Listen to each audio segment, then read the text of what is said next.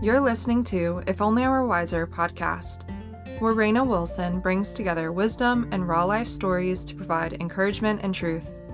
So many times it's easy to become discouraged in your own pursuit of health because your story or circumstances look drastically different from your favorite influencer or even the expectations you had for yourself. If that is you, welcome! This space is for you to learn, breathe, and maybe just listen and see what wellness could look like for you. Hey friends, welcome back to the If Only I Were Wiser podcast. On today's episode, I have Queen of Metabolic Health, Kate Deering. For over 25 years, Kate has been involved in the health and fitness industry, helping men and women of all ages achieve optimal health and wellness. Her practice is based on a holistic approach to health and wellness by looking at the entirety of a person's well-being. And in this episode, we do a deep dive into metabolic health, what that looks like, what foods to support your body, as well as rhythms and markers to look for when your metabolism isn't functioning optimally. Kate is an amazing source of wisdom, and this episode really helps you block out the noise from what you see on metabolic health and social media. So let's dive in. Hello, Kate. Welcome to the If Only I Were Wiser podcast. Well, thanks for having me. I'm excited to be here. Of course. Like I said, I'm fangirling a little bit because when I first started your book, I was sitting with my husband and we were doing a long drive somewhere. And I read like the first intro of where you shared your story. And my husband like cuts his eyes at me and he was like, "Did she just write a book about you?" It's interesting how many people related to that story. And you think like, I'm the only one that has done this. You're like, no. Yeah. A lot more. So I would love to just get started by hearing a little bit about your story. What does life look like for you right now, and kind of a day in the life of Kate? Oh, goodness. Well, I live in San Diego, California. I've lived here for about 20 years now. I came from Atlanta, Georgia, which is where my interest in the health and fitness world kind of started. Probably at a very young age. I was always really interested in health and fitness. And I think that's when I probably started learning about the diet world too. And it was starting to be pretty big in the 80s. And that was when I was growing up. And that's when I was learning all about, how can I change my body using food? And at the time it was mostly about, well, how can I either make myself smaller? And, obviously you can make yourself bigger. And at that point it was all just about calories in. And you would get on different phases. Well, maybe it's I just reduce all the fat, or no, I'll reduce all the carbs, or whatever thought process. I mean, I was just basically reducing calories. And that kind of led me into the industry. I studied exercise physiology and psychology in college, and then started working in the health club industry for about 10 years. That's when I left and came to California. All the while, I was in every diet probably that was fad at the time. And, certainly when you were in the fitness industry, you were doing all sorts of crazy things to get to that achieved body fat that you think that means now you are healthy. And so after I moved to California, I started studying with the CHEK Institute. I got a certification in a year-long nutritional program. And they all kind of helped me figure out, okay, organic foods are better. We need to supplement here and there. Nothing, though, really shifted me until I started to find Dr. Ray Peat's work. And I started to kind of completely look at health differently, because at the time, I was probably about 38 at the time, I was starting to have some health issues. And, I was eating really clean at the time. I was exercising like crazy. And I was having a real hard maintaining my weight. I was starting to have some sleep issues, some cycle issues. I was starting to feel tired. And I kind of just thought maybe this is what it feels like when you get into your 40s. And then I realized from his work that, maybe some of the things I've been doing actually are not that healthy for me. And when you look at health in the context of metabolism and how well your body is actually using the fuel you're giving it and producing energy so that all your systems are functioning optimally, I looked at my own health. You can see I was having all these symptoms. I was actually quite cold too, and I had a really low heart rate. And although I was really fit, I was not particularly healthy in the context of a well-running metabolism. So that's when my entire world kind of shifted. I had to pretty much unlearn everything I thought was good for me and kind of reshift and think about health on a different space. As you have a warm body, you actually have good digestion, you can sleep well, you have good energy. all of these things that at the time I wasn't actually experiencing. So and that kind of leads me up to when I started practicing this and started shifting and my health started to improve. I thought, people need to learn this information. It's not readily available. And that's when I wrote my book. Absolutely. What was the initial, I think, shock to you or shift for you when you started to realize, wait a minute, this is completely different than everything that I was doing, but I'm starting to feel so much better? The first thing that I realized was I started taking my temperature. And now I have always been cold my entire life. Mm-hmm. From college, even when I was super fit and thin, I was always cold. And I never ever attributed it to just the body's inability to produce heat. I just thought I'm really lean. I don't have a lot of body fat. I'm cold. And when I started to take my body temperature, I was like 96.5. Oh, wow. And I was like, right. And we know optimal at this point is 98.6. And I'm like, well, that can't be good. And I always had cold hands, cold feet. And, I just, like I said, attribute it to low body fat.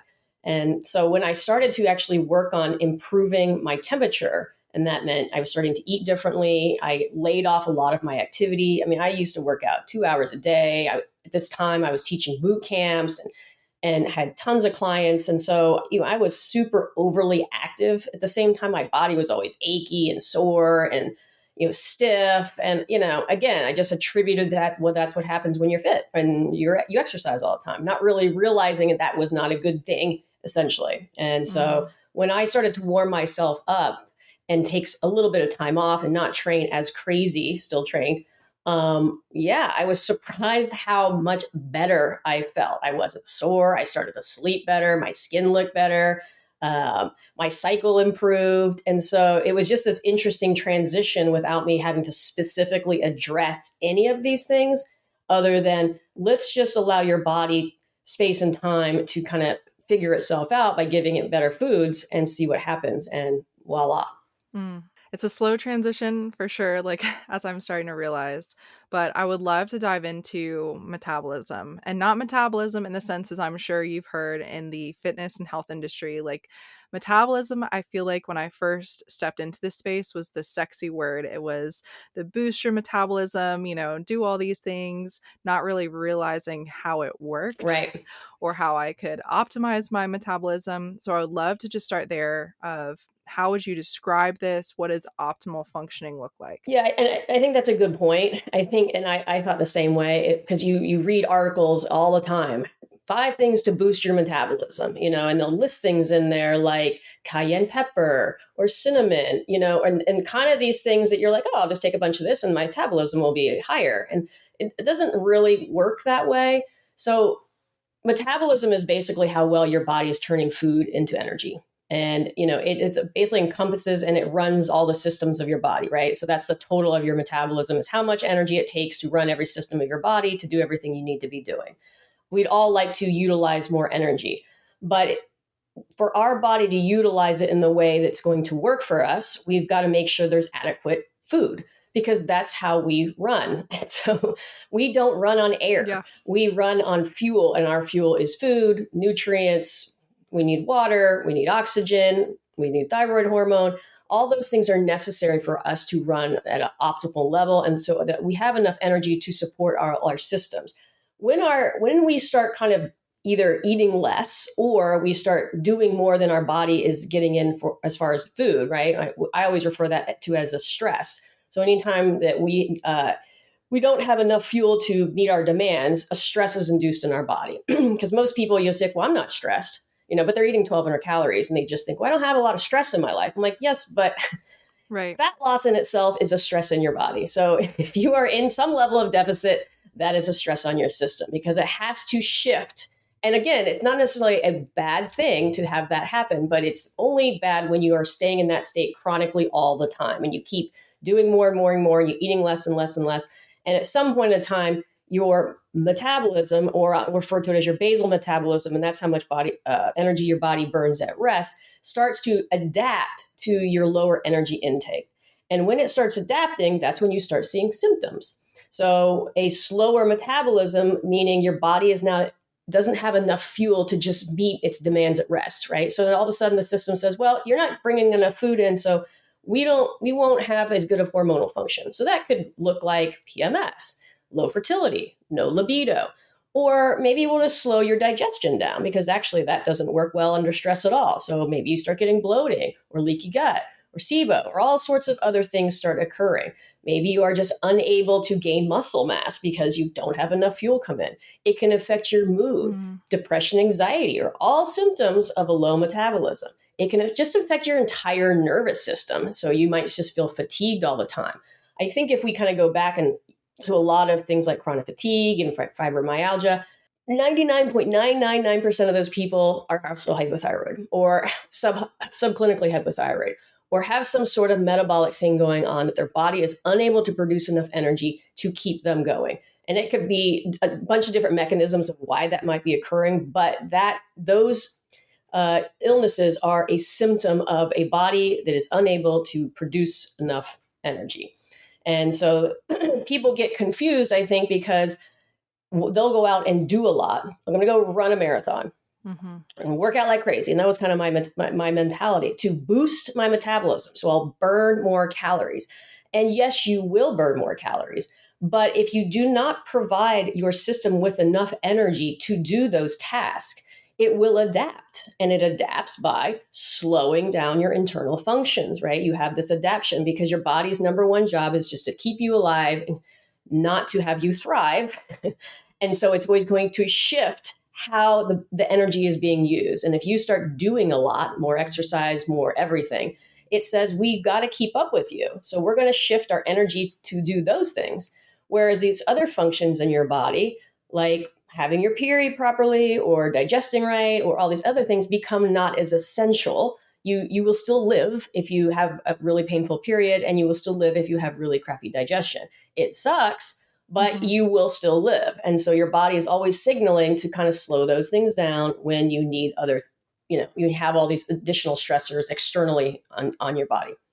Oh, definitely. And I love how you said at the beginning, like, fat loss and leanness is not synonymous with health. Right. Which I think I fell into that lie for so long, so early on, not realizing like true health markers are some of the things like you mentioned: fertility, libido, am I warm?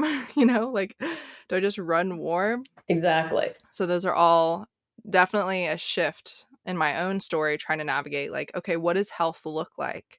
Yeah. Health does not look like a majority of the time what the health and fitness industry claim that it looks like. Yeah, and the health and fitness industry, in my opinion, it just creates this other extreme. And I will admit, when I got into it, it's almost I had this obsession with it. I feel like a lot of people in the health and fitness, it kind of gives us space to be able to have a normal obsession, because everything we do is around probably how our body looks and how it performs. And, so we kind of like, this is my career. I have to do this. This is how I live.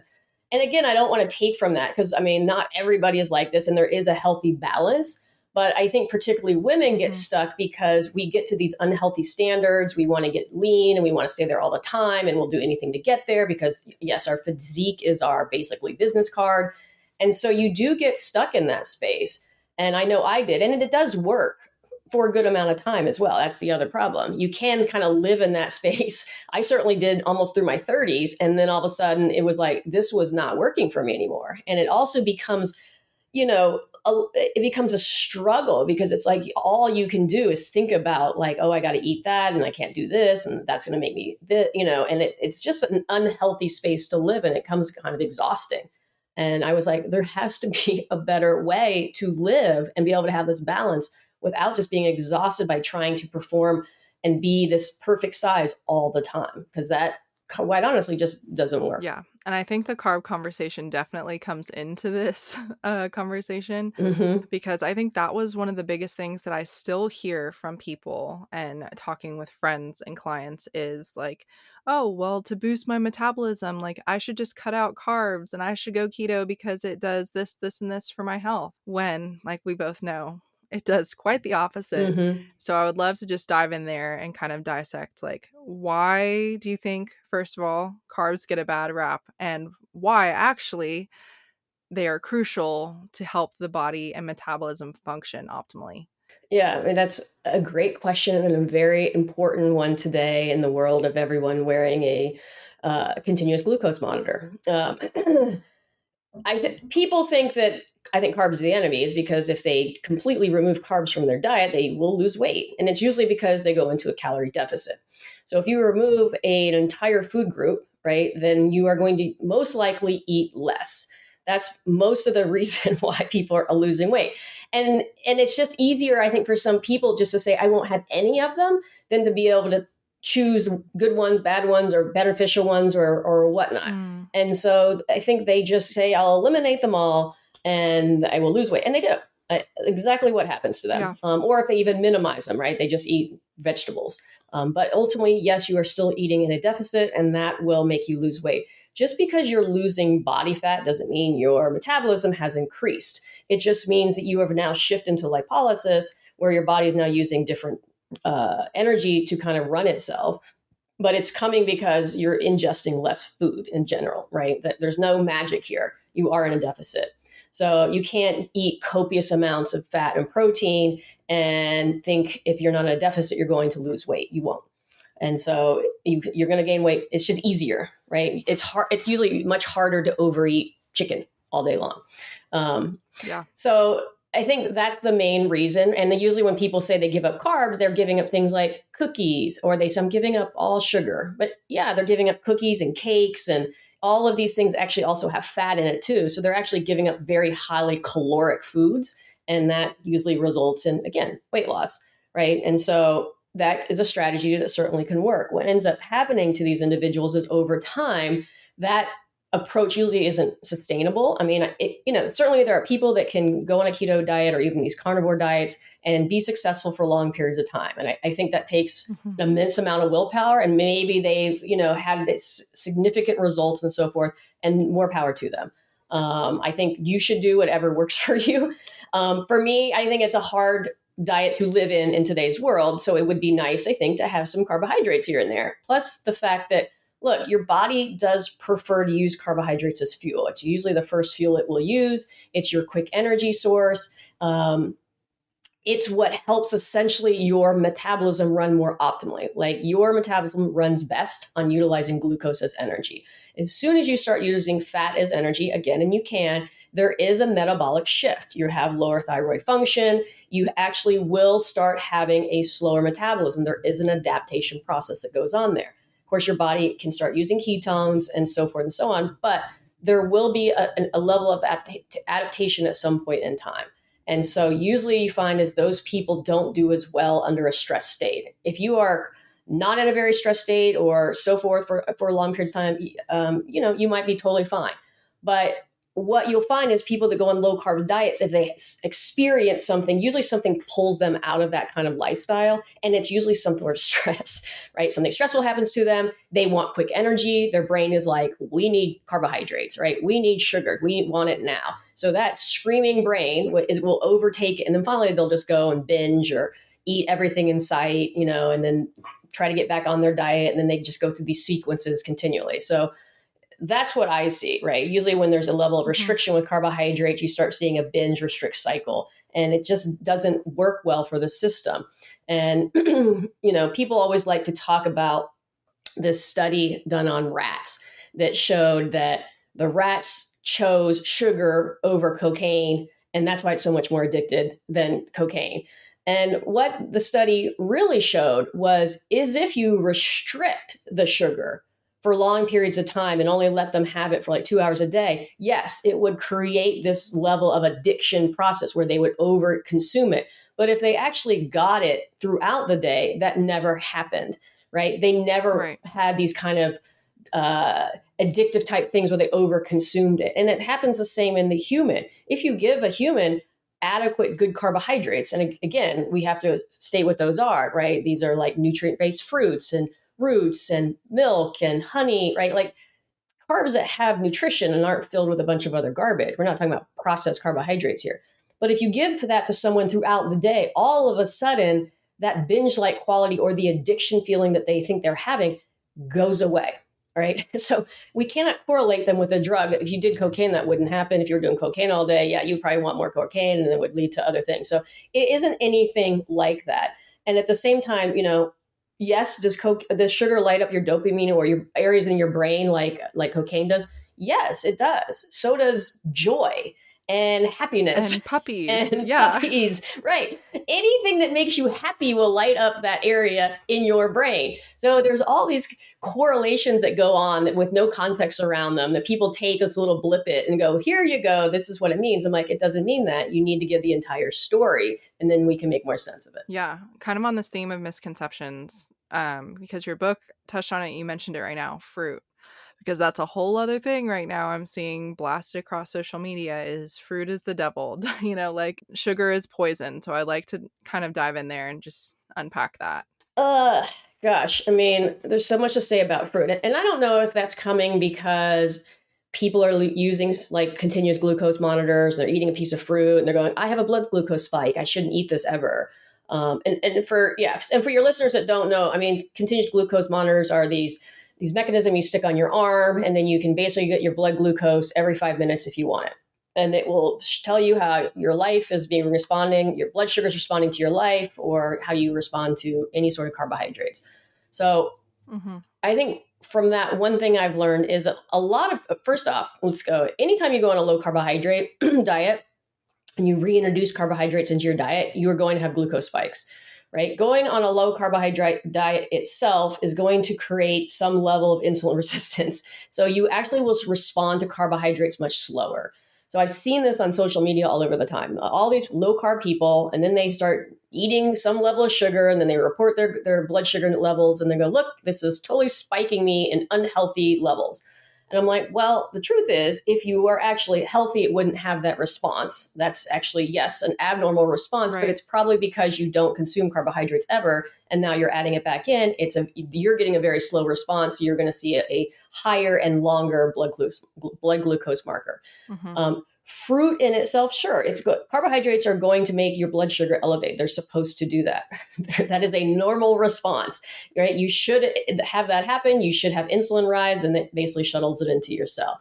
That's not an abnormal response. Fruit in itself, right, is a mixture of glucose and fructose. So to be quite honest, it's going to have a lower response than something like bread that's 100% glucose. So anything with fructose in it is going to have a less responsive marker on your blood sugar, because fructose doesn't really make your blood sugar go up very high. So there's nowhere in nature that we're actually eating anything that's 100% fructose. So it's always going to come with some glucose, and that's normally where you're getting the response. I kind of find that it's more the juice for a lot of people that people freak out about, because yes, if you consume a lot of liquid sugars or liquid juice and you're not used to them, yep, you're going to get a blood glucose spike. That's going to happen. So you have to have some level of context, right? Healthy individuals should not have these massively elevated blood glucose markers when you're having these form of carbohydrates. And if you are, then we have to take a step back and figure out why you're having a response like that. And there's a lot of different mechanisms, right? Your body could be just overly stressed. You be coming from an unhealthy low carb diet, or not even unhealthy, but you are coming from a low carb diet or you are a restrictive diet, or a lot of times it's people's GI system. If you have some level of endotoxin into your GI, that can certainly make you respond poorly to glucose. You could have none of B vitamins or other nutrients in your diet, which is also going to have you not respond well to glucose. So there's a lot of different mechanisms, and just avoiding them in general, in my opinion, is not the answer. The answer shouldn't be just to flatten your glucose all the time. I think that long-term is going to lead into some unhealthy habits, and people feeling not as well because they're restricting this entire food group that is your body's preferred source of energy. But like I said, fruit in general is a nutrient rich. It has tons of minerals. You get some level of good fibers in there, depending on your body and what it needs. And there's a variety. You just have to find out kind of how your body responds. And for most people, eating some level of protein and fat with that fruit they'll get a better blood glucose response, right? For some people, maybe having a piece of fruit by itself isn't ideal. Maybe you need to have it with something that's going to slow down how fast your body absorbs that glucose. So having it with fat or protein or both will help that response. So you kind of figure out what your body needs. But again, we have to realize if you have been restricting these foods for long periods of time, you have to reintroduce them slowly and consistently so that your body can kind of relearn how to utilize these foods as fuel. Yes. So where does the like adrenal cocktail kind of play into like the fruit juice or fruit juice conversation? So the adrenal cocktail, I think it's kind of transition. Being someone that I always used, I always liked Dr. Pete's information. I think the adrenal cocktail came from like Morley Robbins, and it's essentially your adrenals require minerals, right? And your system and your nervous system requires minerals. And having something like an adrenal cocktail, which is high in potassium, high in sodium, it can actually support that system, right? Potassium in itself can actually help shuttle sugar getting into the cell without the use of insulin. So that is the thought process behind it. The problem for a lot of people is if they're doing copious amounts of those, orange juice certainly still has sugar in it. It can be too much for them and it can throw them completely out of balance, right? They're being told, well, you're stressed and you need these adrenal cocktails, do 2 or 3 a day, and their body does not respond well to that. So I've always I had like Kate's Miracle Drink is what I called it. And it was a combination of orange juice, coconut water, a little salt, collagen, and then water. And so with people, what I usually do is I go, look, if they haven't had carbs, I'll be like, okay, you're just going to have an ounce of juice and 11 ounces of water. And we're just going to dilute it a little bit. So your body gets used to it. And then you're going to just sip on it. You're not going to guzzle it down, right? We're going to give you a slow release. Yeah. And then I will change it on them as they kind of progress. Then I might pull it up to 2 ounces or 3 ounces as they could. But I usually wouldn't just give them tons of adrenal cocktails right off the bat and go, hope your body does well with it. Because a lot of times they don't. And again, it kind of depends on where the person's coming from. Yeah. And I think that's a common theme in the like pro-metabolic conversation and sphere as more people are like starting to dive in and learn more about this is, kind of diving in head first to, oh, well, now I can drink 6 cups of orange juice a day. Yeah. Let me add in ice cream and bread and exactly all the dairies. Yeah. And that is the difference because these foods the suggestion is, yes, they're okay. That you have, there's good things from these and here they are supported, right? But I think, yes, you're right. People come in and they read them like, oh, I'll eat these foods, my metabolism will increase and then all will be right in the world. And that's not what happens, right? It's like, well, look, you have to figure out where your starting point is and what your previous diet history is and how responsive are and what your stress is going on right now. And we have to go maybe very slow, or maybe it's like, look, if for me, usually if someone comes in and they have a lot of GI distress, it's like the first thing I want to get after. Because I know if things are not functioning, it can affect, if the GI is not functioning well, it can affect literally everything else in their system. So let's try to shift that first, get that under control, and then try to adjust some of these other things. And so maybe they don't have any juice right now. Maybe they don't have any milk right now. Maybe we just have some whole foods. Maybe we, put enough protein in there so that the blood sugar has a constant flow. But yeah, I mean, other diets, I think you read, and you're like, I can have all these things. People have all those things, and then they can get a result. In this one, here's the list. And if you start doing that too fast, you just get fat.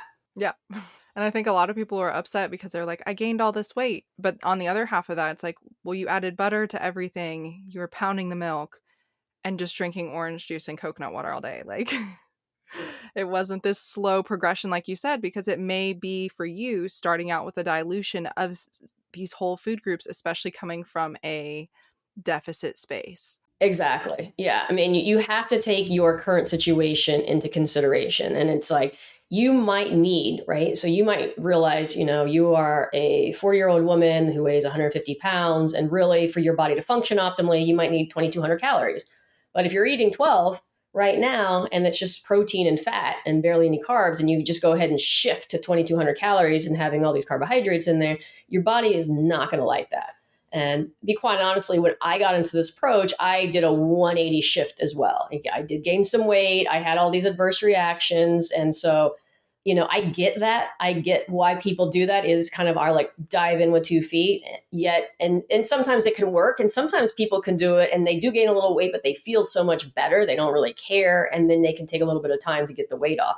But for others, depending on where they are and how well they tolerate glucose, it can really kind of throw them off, make them feel worse. And they also gain weight. So slow and steady is always going to win the race. And that's why I usually tell people, look, it's really helpful to food log. That way you can see what you're doing, because most people overestimate or underestimate what they're putting into their bodies.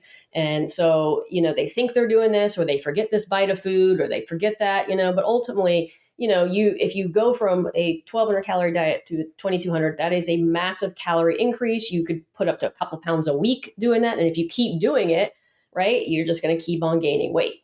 And so you need to kind of enjoy the process and going slow and steady through it, so it doesn't totally make you feel, not as well. Gross. Yeah. Good word. So if you were to be, again, this is like broad scale, if you could start recommending, we talked about dairy, carbs, fruit, just some of these larger food options that I think a lot of people just have demonized, period. Kind of where would you recommend that people start? That's a great question. And it's kind of, I'm actually in the middle of writing a second book right now to try to help answer some of these questions, because it has been the common question ever since I wrote the first one. I was like, I don't know where to start. What do I do? So my suggestion usually is to start is like pick one meal and maybe change that. Okay. Right. And usually it's breakfast, because usually in the breakfast time, you'll burn it off and so forth. So in the next book, I'm going to give like 100 different recipe options and different breakdowns of meal plans and so forth. So it's like, start with your breakfast, find a breakfast that you like, and then maybe do it continually. So, do 2 or 3 of them. And just change that at first and see what it feels like to you. And, and if you're coming from a low carb approach, maybe you don't, maybe you only have 30 grams of protein, 30 grams of carbs and not 60 grams. Yeah. Kind of balance it. Right. And then do that consistently for a week. And don't change anything else. And so, and then take your temperature and pulse and log and see how your body feels with it. And then try another meal. Maybe try adding, then I usually have people go to dinner, because sometimes people I find have the hardest time with lunch, because they're like, I don't know what to do. I'm at home. And I'm like, well, whatever you make for dinner, just make more and eat it for lunch. So that would normally go to my next step, is like, now try changing your dinner and utilizing some of the meals that are on here. And again, and go at a pace that feels good to you, right? Don't try to change every meal at once. It becomes too overwhelming and your body's like, I don't know what you're doing. This is too much. Right. So allow it to adjust. For some people, if you haven't had milk in your diet, I would say don't do that first. Yeah. Try to make some of these other changes. Maybe, add a carrot salad. If you're having a lot of GI distress, it's like, okay, remove some of the starches or remove some of the leafy greens or the nuts or the seeds that might be creating some havoc on your system. That can kind of come as you start to transition through it. But I think for most people, they need something a little bit easier to adjust, because there's so much information. Mm-hmm. So I'm like, okay, here's some meal options for breakfast. Try one of these and do it for 7 days. Right. Take your temperature and pulse and assess how you feel. Does that work for you? Did you have any GI distress? Right. Kind of these are the questions. Did you feel like you got a little warmer? What exactly happened? And then you kind of, continually to adjust, because I feel like a lot of people need to really have a little bit more hand holding through the process, because I get it. You want to feel better. You want it to work immediately. That's what we've been taught. So we jump in with 2 feet and then everything blows up. Yeah. And it all falls apart. It all falls apart. Yeah, exactly. And, so in the book, I will give like people like the kind of a grocery list, and here are some foods, but ultimately, look, just change one meal, do whatever you're doing, that you keep that the same, and then try another meal, right? And kind of see how it feels.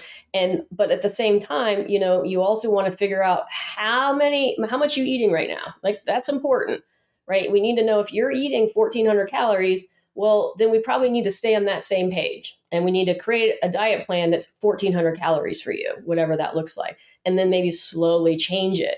But even though, again, you might need, like somebody told you, because of your weight and your age and everything, you need this amount. Yeah. Well, just because you might need that, you're consuming much less, you don't need it immediately. We need to work up to that. And then you need to kind of like, again, and it's very much of a test and measure kind of a thing, right? That's the process. And I think that's why coaching does help a lot of people, because it keeps them at a pace where it's not overwhelming, and it keeps you at a pace like, yep, this is the pace we should go at. We need to figure out what this next step is. Your body's going to tell us if it likes it or doesn't like it. Sometimes we have to take a step back because we took a step and your body wasn't responsive to that. So we kind of go, okay, let's go a different direction and see how this feels to you. So, but within this book, it will help kind of get through some of those questions. I'm going to have an entire chapter part on just, going through, if something goes wrong, this is what you should try, and so forth. Awesome. I can't wait. I'm so excited.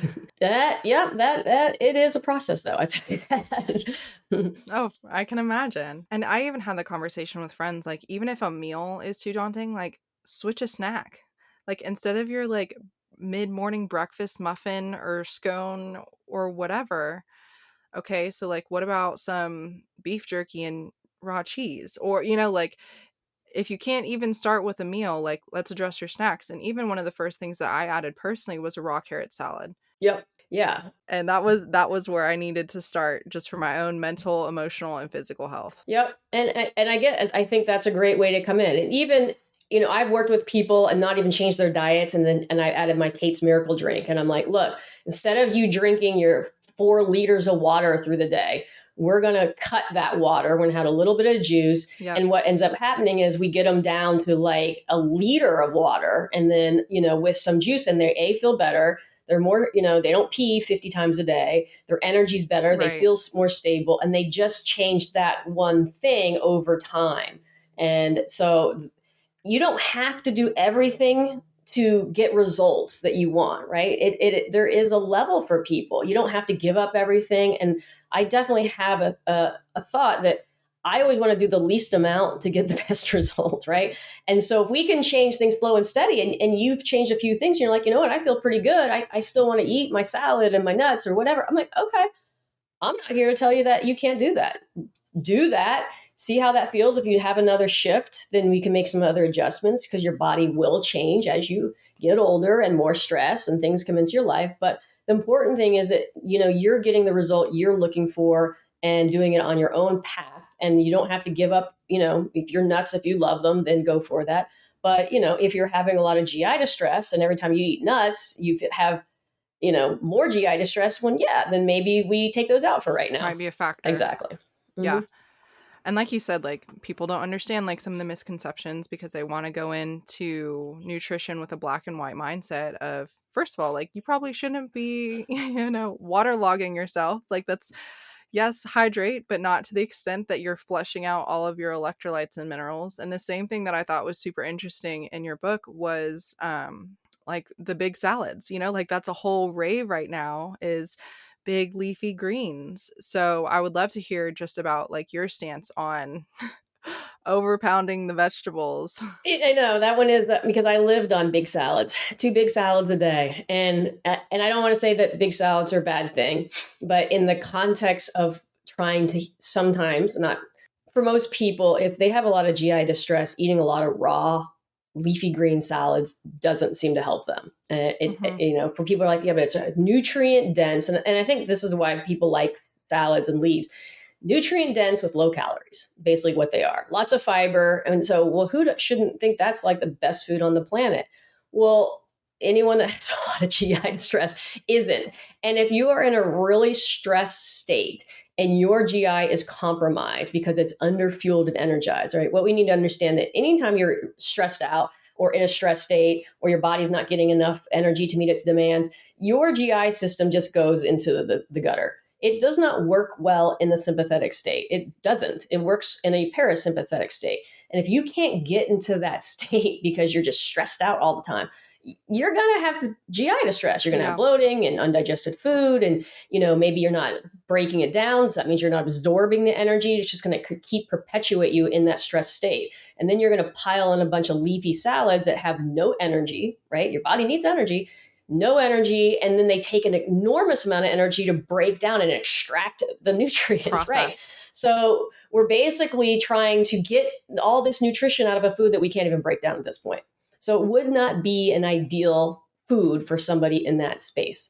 And do you need green salads to be healthy? No, you can totally have a nutritional based diet without them. If you like them and you like to have them in your weekly, food and so forth, go for it. I definitely eat a salad here and there. Sometimes I just want one.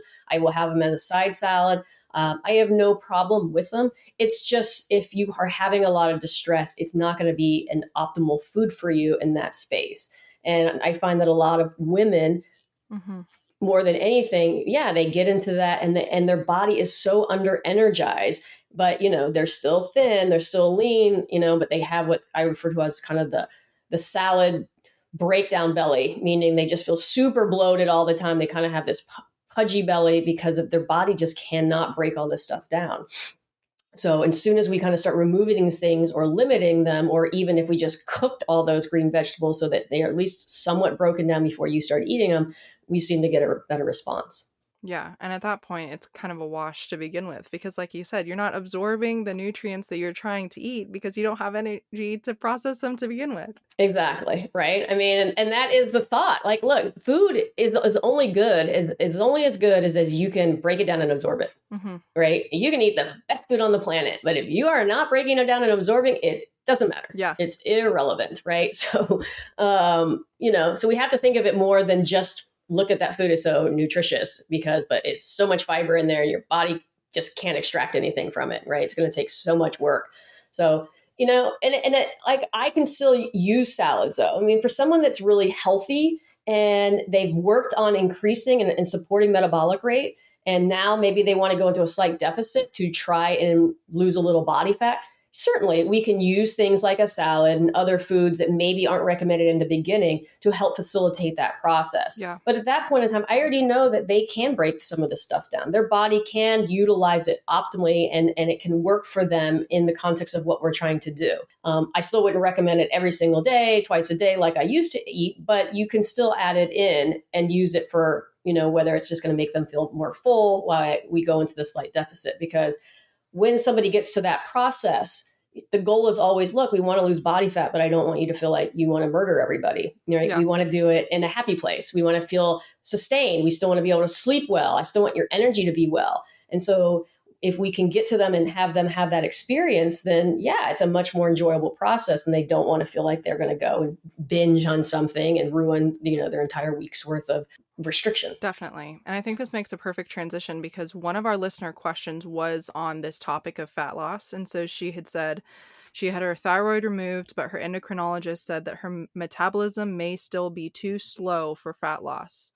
So what are you thinking or thoughts around metabolism in this fat loss conversation for her?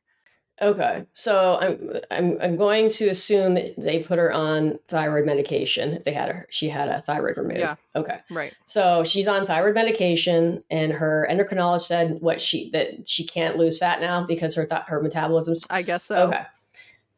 Interesting. So fat loss is essentially, right, you do need thyroid to run your metabolism. And thyroid is basically that hormone that's going to speed your body's ability to utilize fuel up, right? If you have good thyroid function, you're using energy at a high rate. So you're using it and burning it and creating heat. And when you have low metabolism, it starts using energy much slower. So you're essentially not taking the fuel through the process as quickly. And if you're on thyroid hormone and if you're converting it, and I don't know what thyroid hormone you're on, some people, they just put you on something like Synthroid, which is T4. Mm-hmm. Some people are put on a combination. Some people are put on some desiccated. I think the common medication for thyroidectomy is just put them on T4. So could be a problem because if your body isn't converting it into the active thyroid, then that could be an issue. So that would mean we need to make sure you have good liver function. But look, if you're still eating properly and you're still getting enough fuel in and you're still maintaining good blood sugar and not putting yourself in a stress position, you absolutely can still lose body fat if you are in a healthy place. But you still have to make sure you're in a healthy place first, right? If you try to lose body fat and you're having all of these symptoms and you're not utilizing energy well, trying to do that is going to be a massive struggle and you're going to feel like garbage for the most part. So first, you need to assess, am I healthy enough to lose weight? And that means, am I sleeping, right? Is my energy stable? Do I feel like I'm in a good mood? Is my GI system working okay? Is my cycle, right? Like those are good subjective markers you can take into, in consideration and then assess if those things are functioning optimally. If they're not, then you need to try to work on those things too. And people are like, well, how do I do all that? I'm like, well, it's everything we've been talking about, and that's why the one thing I like this approach is it isn't have to be specific to your symptoms. It's just like, look, we're just going to try to improve your heat production. And this is how you're going to do it. You're going to eat these foods regularly through the day where it's comfortable for you. And then you're going to reassess. It is not an immediate process. And that's why, like I said, food logging and also taking temperature and pulse are good markers to see if you're moving in the right direction. But I don't think anybody, right? Metabolism is more than just thyroid hormone. That is the mechanism that lowers and ups it. But there's so much more to that process than just your thyroid hormone. Yeah, perfectly said. The second one we have is, and I'm curious because I've heard this a lot she was asking about your favorite breakfast smoothie recipes, but I know you have one listed in your book as well. But specifically, I would say the second question to this would be, well, what if I'm not waking up hungry? What does that say about my metabolism? Yeah, that's a good question. So I have a lot of favorite smoothie recipes. I have like 20 of them in my new book. The one I am using right now is a quickie. I mean, it's like a cup and a half of milk, frozen fruit. I always use frozen fruit, like a cup of frozen fruit. I'll put a tablespoon of gelatin in there, a little bit of orange juice, 2 or 3 tablespoons of Greek yogurt, and sometimes I'll throw a raw egg in there. Depending if I want it more sweet, I could put some more honey or something in there as well. But I have like different ones, and I have like non-dairy options as well. But I like smoothies. They don't work for everybody. And they can work for people, though, that have no appetite in the morning because they take less energy to break down, obviously, because they are a smoothie. They're liquid. And so for some people, a smoothie, if you don't have an appetite, can be good for you in the morning because, if you are waking up in a slightly stressed state, you might not have an appetite in the morning. And right. So for a lot of people, they're like, I'm not hungry. I don't want to eat. I'm not hungry till noon. Like, well, that might not necessarily be a good thing. Maybe the goal should be to try and figure out how to get you hungry in the morning. And as people, right, and usually says your body's waking up trying to conserve energy, right? It could be that you're already having stress hormones elevate, which they do in the morning, but maybe they've been kind of running the show. Maybe you didn't sleep well. And so you just don't have an appetite. Look, stress hormones will kill your appetite. And so in a little bit of time, it might show up, but we want it to show up in the morning. So initially you might have to try to just force the food a little bit in the morning. And it doesn't mean to guzzle down a smoothie in the first 5 minutes. If you aren't used to eating, they probably like maybe get 200 or 300 calories in a smoothie and just start sipping on it and take 30 minutes to consume it in the morning. Right. And then still work on improving, getting a decent lunch in, getting a decent dinner in. Right. A lot of times what I find is the people that aren't hungry in the morning are the ones that kind of forget to eat all day and then over consume all their calories in the evening time. And then they get into this cycle, right? But like, look, you want to eat while you're doing stuff. You want to be able to support what you're doing through the day. You don't want your body like breaking down tissue all day long to support what you're doing and then just try to eat everything at night because it's been so stressed out all day. Now your appetite's showing up, right? We want to like reverse. We want to say, look, I want to fuel everything while I'm going on and try to supply my body with all the energy that it needs so that when I'm sleeping, it'll actually transition and use fat as fuel. Your body prefers to use fat in the rested state. It always is using all of your macros, at any given time, right? You got 37 trillion cells. They're not always using glucose. They're not always using fat. They're using a combination of all of those. Different ones are using different nutrients, right? And as you rest, a higher percentage will start using fat. And as you're in activity, a higher percentage will actually start using glucose. And so you want to make sure you're getting enough carbohydrates through the day to provide yourself with that. But like I said, for someone like that, I usually would just give them a very small meal in the morning with the intent on trying to slowly increase it. As they're, when they start waking up, I'm like, oh, okay, good. Now we can do 300 calories. Or 400 calories, right? You do have to be careful with people that might have severe blood sugar issues if you're doing smoothies with them, because they certainly can get in a lot quicker. So usually I suggest to them, like, look, eat this like you're eating a meal. Like, don't chug it in 5 minutes, right? Eat it in 30 minutes. Like, give your body time so you're not getting this massive influx of calories and carbohydrates at one time, right? Like, especially because I have some smoothies like 400 or 500 calories, and I've met people, they're like, oh, I just chug it and go on my way. And I'm like, yeah, don't do that.